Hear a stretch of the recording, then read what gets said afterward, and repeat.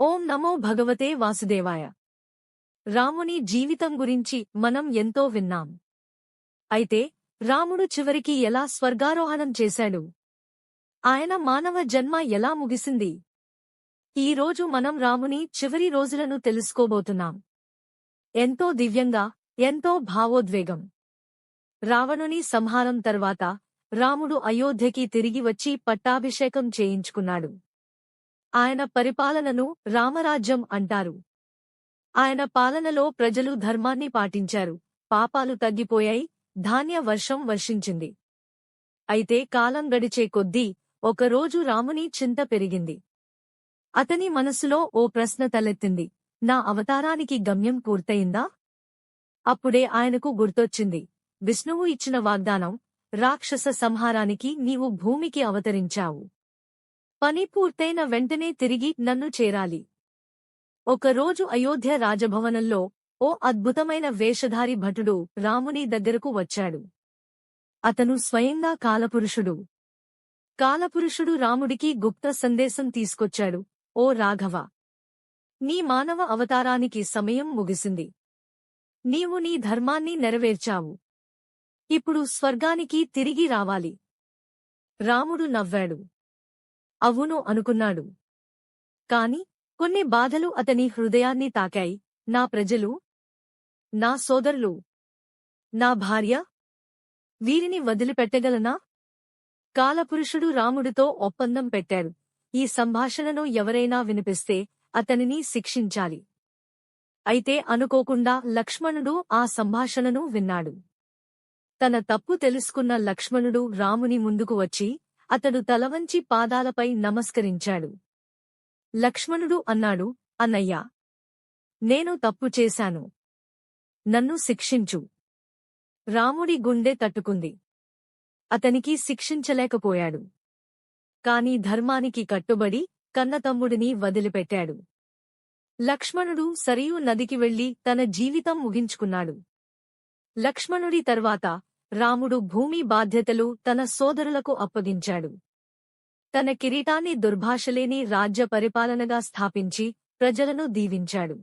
ఈ భూమి మీద ధర్మాన్ని పరిరక్షించటానికి, సత్యాన్ని నిలబెట్టటానికి, పాపాన్ని నాశనం చేయటానికి పరమేశ్వరుడే శ్రీరాముడిగా అవతరించాడు. శ్రీరాముడి జననం కలియుగానికి మార్గదర్శకం. అయోధ్యపురి సింహాసనాన్ని అందుకోవడం కన్నా తండ్రి మాట కాపాడటానికే త్యాగానికి సిద్ధమైన గొప్ప ఆదర్శనాయకుడు రాముడు. శ్రీరాముని జీవితంలోని ప్రతి అడుగు మనకు ఒక పాఠం. చిన్న వయసులోనే ఆయనే ధర్మబద్ధత, నిజాయితీ, సత్యప్రతిష్టను తన ప్రవర్తనతో చూపించాడు. గురువులు వశిష్ఠుడు, విశ్వామిత్రులు ఇచ్చిన విద్యాబుద్ధులతో రాముడు తన జీవితాన్ని మలిచాడు. విద్య, ధర్మం, ధైర్యం అన్నీ తన ప్రాణాలలో ఒదిగించుకున్నాడు. రాముని పరిపాలన తత్వం చిన్నప్పటినుంచే మెచ్చుకోవాల్సింది. అతడు నాయకుడిగా కాకముందు మానవతాపరమైన విలువల ముద్ర వేసుకున్నవాడు. ప్రజల కోసం రాజ్యాన్ని వదిలి అరణ్యాన్ని స్వీకరించిన వ్యక్తి. ఏ రాజు తన సింహాసనం వదిలిపెట్టగలడు? కాని రాముడు వదిలాడు. ఎందుకంటే ఆయనకు అధికారం కన్నా ధర్మం మించినది. రాముడి వ్యక్తిత్వం అంటే ధైర్యం, సహనం, సేవ, నిజాయితీ. ఆయనలో ఎన్నో విలువలు ప్రకాశించాయి. సీతారాముల వివాహానికి ముందు విష్ణుమాయగా ఏర్పడిన విఘ్నాలను ఎదుర్కొన్న రాముడు నిశ్చలమైన ధర్మానికి నిలువెత్తు నిదర్శనం. ఆరంభంలోనే మునుల రక్షణ కోసం తాటాక వధ చేసిన రాముడు నష్టాన్ని కలిగించకుండా రక్షణ ఎలా చేయాలో మాకు చూపించాడు.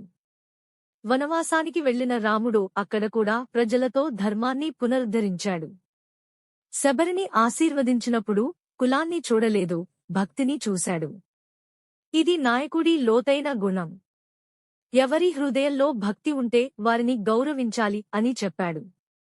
సీతమ్మను రాక్షసుడు రావణుడు అపహరించడాన్ని రాముడు ఓ వ్యక్తిగత బాధగానే చూడలేదు. అది న్యాయానికి, సత్యానికి జరిగిన అవమానంగా చూశాడు. అందుకే వానరసేనను సమీకరించి ధైర్యంగా లంకను ఆక్రమించి రావణుడిని సంహరించాడు. తన భార్యను కాపాడటానికి మాత్రమే కాదు, ధర్మాన్ని స్థాపించటానికి యుద్ధం చేశాడు. రాముడు చేసిన ప్రతి నిర్ణయం ప్రజల కోసం. రాముడి న్యాయం అంటే మనసుకు నచ్చినది కాదు, ధర్మానికి తగినది. ఎవరైనా తప్పు చేసినప్పుడు అది చిన్నదైనా పెద్దదైనా న్యాయంగా శిక్షించాలి. సత్యాన్ని పాటించడంలో ఎలాంటి భేదభావాలు ఉండకూడదు అన్న బోధన రాముడు తన జీవితం ద్వారా చూపించాడు. రామరాజ్యం అంటే ఒక కల. ప్రజలు ఆరోగ్యంగా ఉండాలి, న్యాయంగా ఉండాలి, భయములేని జీవితాన్ని గడపాలి. ఆ కాలంలో వర్షం సకాలంలో కురిసేది. పంటలు పండేవి. ప్రజలు ధనికులు కాకపోయినా సంతోషంగా జీవించేవారు. రామరాజ్యంలో ఒక బాలుడు తన తల్లిదండ్రులతో కలిసి సంతోషంగా జీవించగలిగేవాడు. ఒక ముసలావిడ భయం లేకుండా రాత్రి వీధుల్లో నడవగలిగేది. సరయూ ఒడ్డున మెల్లగా సూర్యుడు చలించిపోతున్నాడు. గాలి నెమ్మదిగా అలుముకుంటోంది. అది మామూలు సాయంత్రం కాదు. అది శ్రీరాముని అవతారాంతం దగ్గర పడుతున్న సంకేతం. ఆకాశం గోధూళి రంగుల్లో ముడుచుకున్న వేళ శ్రీరాముడు తన వద్దకు భక్తిమయంగా నిలబడి ఉన్న హనుమంతుడిని ప్రేమగా చూశాడు. ఆ చూపు ఎప్పటికీ మరువలేని మాధుర్యంతో నిండిపోయి ఉంది. ఓ హనుమంతా! మృదువైన స్వరంతో రాముడు పిలిచాడు. నా ఉంగరం నేలపై జారిపోయింది. అది పాతాళంలోకి పడిపోయింది. దయచేసి దాన్ని తీసుకురా. హనుమంతుడి గుండె ఆనందంతో నిండి పొర్లిపోయింది. రాముడు ఏ పని అప్పగించినా అది అతడి జీవిత ధ్యేయం. తల దించించి నమస్కరించాడు. తన గొప్ప శక్తిని గుండె నిండా మిక్స్ చేసుకుని భూమిని చీల్చుకుంటూ దిగిపోయాడు.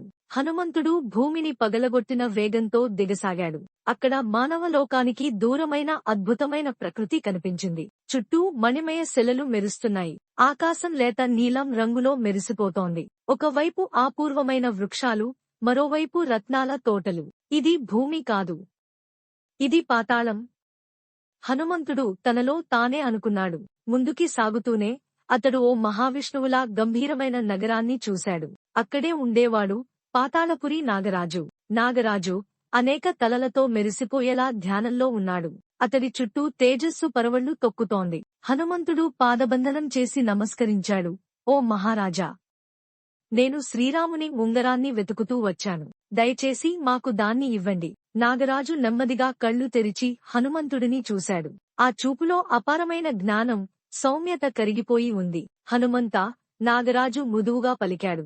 ఈ లోకంలో మేము ఎన్నో ఉంగరాలు గదుల్లో ఉంచాం. ప్రతి ఉంగరం ఒక రామావతారానికి గుర్తు. అతడిని అనుసరించి హనుమంతుడు ముందుకు వెళ్లాడు. ఒక విస్తారమైన మంటపం కనిపించింది. ఆ గర్భగృహం మధ్యలో రత్నాల బంగారు వెలుగులో వేలాది ఉంగరాలు పేరుకున్నాయి. వేలాది ఉంగరాలు. ప్రతి ఉంగరమూ ఒకే రకంగా ఉంది. నీలవర్ణపు రత్నాలతో పొదిగినదిగా, సాక్షాత్తు శ్రీరాముని ముద్రతో మెరిసిపోతూ. హనుమంతుడి మౌన ఆవేదన. హనుమంతుడు ఆశ్చర్యంతో నిలిచిపోయాడు. చూడడమే కాదు, ప్రతి ఉంగరాన్ని పక్కన పెట్టి తన రాముని ఉంగరాన్ని గుర్తించాలంటే అది. ఒకప్పుడు కిష్కింధ అనే అరణ్యంలో వాల్మీకి మహర్షి వర్ణించిన గొప్ప వానర రాజు కేసరి, అంజనాదేవి అనే దేవకన్యతో వివాహం చేసుకున్నాడు. వారికి ఓ అద్భుతమైన పుత్రుడు జన్మించాడు. ఆయనే హనుమంతుడు. హనుమంతుడు చిన్నప్పుడే ఎంతో శక్తివంతుడైనవాడు. ఒకరోజు ఉదయాన్నే ఎర్రటి సూర్యుని చూశాడు. అతని కళ్లకి అది ఒక రకమైన పండుగా కనిపించింది. ఆహా! ఎంత అందంగా ఉంది! ఇది తినగలిగే పండు అయి ఉంటుందేమో అని అనుకున్నాడు. ఆ పండును తినాలనే ఆశతో ఒక్కసారిగా ఆకాశంలోకి ఎగిరాడు. అతని వేగాన్ని చూసి ఆకాశమంతా వణికిపోయింది. దేవతలు ఆశ్చర్యపోయారు. సూర్యుని దగ్గరకు చేరుకుంటున్న హనుమంతుడిని చూసి ఇంద్రుడు భయపడిపోయాడు. ఇలా అయితే విశ్వమే క్రమబద్ధంగా ఉండదు అని. వెంటనే తన వజ్రాయుధంతో హనుమంతుడిపై ప్రహారం చేశాడు. అది అతని మొహంపై తగిలింది. హనుమంతుడు భూమిపై పడిపోయాడు. అంజనాదేవి బాధపడింది. వాయుదేవుడు, హనుమంతుని తండ్రి, కోపంగా ఊపిరి పీల్చకుండా పోయాడు. ప్రపంచం మొత్తం ఊపిరాడక బాధపడింది. దేవతలు వెంటనే వచ్చి శాంతి చర్చలు చేశారు. బ్రహ్మ, శివ, విష్ణు దేవతలు కలిసి హనుమంతునికి అమోఘమైన వరాలు ఇచ్చారు. బ్రహ్మ వరం ఇచ్చాడు, నువ్వు మాయాజాలాలన్నీ సాధించగలవు. శివుడు ఇచ్చాడు, నీలో అపారమైన బలం ఉంటుంది. విష్ణువు ఇచ్చాడు, నీ భక్తి నన్ను తాకుతుంది, నీవు ఎల్లప్పుడూ విజయవంతుడవవు. ఇలా హనుమంతుడు తిరిగి లేచి పాపం చేసిన తప్పును గ్రహించి సూర్యుని గురువుగా చేసి విద్యలన్నీ నేర్చుకున్నాడు. ఆ తరువాత హనుమంతుడు ఎలా శ్రీరాముని భక్తుడయ్యాడో మనకు తెలుసు. ఓం నమః శివాయ. మన శివుడికే తెలుసు జీవితం ఎలా సాగించాలో. మన పితామహుడైన పరమేశ్వరుడు కొన్ని చిన్న చిన్న విషయాలు చెప్పాడు. అవి పాటిస్తే మన జీవితంలో ఎప్పుడూ పేదరికం, కష్టం కాళ్లు పెట్టవు. ఏవి ఆ 12 విషయాలు? ఈరోజు మనం తెలుసుకుందాం. తూర్పు వైపు కూర్చుని అన్నం తినకూడదు శివుడు చెప్పారు. తూర్పు దిక్కు దేవతల దిక్కు. ఆ వైపు ముక్కు చూపించి తినటం అనేది ఆరోగ్యానికి, ఐశ్వర్యానికి హానికరం. ఉదాహరణ: ఒక గ్రామంలో రామయ్య అనే రైతు ప్రతిరోజూ తూర్పు వైపు కూర్చొని తినేవాడు. ఆపై అతని ఆరోగ్యం క్షీణించిపోయింది. అప్పులు పెరిగిపోయాయి. చివరకు పెద్దలు చెప్పి దిక్కు మార్చాక అతనికి కాస్త సుఖసంతోషాలు వచ్చాయి. నిద్రిస్తున్నవారి దగ్గర ఉరుమడం, బలంగా మాట్లాడటం, ఎవరైనా నిద్రిస్తున్నప్పుడు అల్లరిగా గట్టిగా మాట్లాడడం శాపకరం. ఇది శాంతిని చెడగొడుతుంది, ధన నష్టం కలుగుతుంది. ఉదాహరణ: పల్లెటూర్లో చిన్న పిల్లలు రాత్రిళ్లు గట్టిగా అరుస్తూ ఆడుకునేవాళ్లు. అక్కడ ఆ ఇంట్లో రోజురోజుకు తలనొప్పులు, ఆరోగ్య సమస్యలు మొదలయ్యాయి. చెట్టు కింద నిలబడి తినకూడదు. చెట్టు కింద భోజనం చేయడం అనేది ఆత్మల ఆకర్షణ చేస్తుంది. ఇది శుభం కాదని శివుడు హెచ్చరించారు. ఉదాహరణ: అరవింద అనే యువకుడు ఒక చెట్టు కింద ఎప్పుడూ భోజనం చేసేవాడు. క్రమంగా అతనికి అనారోగ్య సమస్యలు వచ్చాయి. పెద్దలు చెప్పాక అలవాటు మార్చుకున్నాడు. సంధ్య సమయాల్లో కూర్చుని ఏడవకూడదు. సంధ్యా వేళలలో దుముఖాన్ని ప్రదర్శించడం శాపదాయకం. అది పేదరికానికి మార్గం అవుతుంది. ఉదాహరణ: ఒక కుటుంబం రోజూ సాయంకాలం సమస్యల గురించి ఏడుస్తూ గడిపేది. వారికి అదృష్టం మొహం చూపలేదు.